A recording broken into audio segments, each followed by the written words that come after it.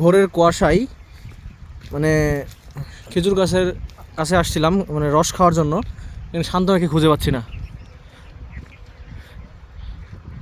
শান্ত ভাই, শান্ত ভাই, কোথায় গেলে আমাকে রেখে?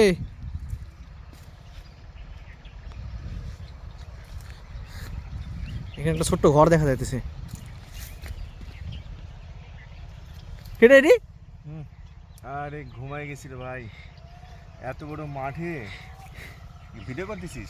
হায় হায়, দেখেন দর্শক, একটা এত বড় জায়গাতে এখানে প্রায় 70টা খেজুরের গাছ আছে। এখানে একটা সুন্দর জায়গা করছে বসার জন্য, চারিদিকে পলিথিন দিয়ে ঘেরা এবং উপরে আপনার খেজুর ভিতরে খেজুর গাছের পাতার ছাউনি, এই সোফার মতো জায়গা। হ্যাঁ, খুব সুন্দর লাগছে বসে থাকতে। এবং আমি একটু টায়ার্ড হয়ে গেছি এই বিশাল বড় মাঠটা হাঁটতে গিয়ে।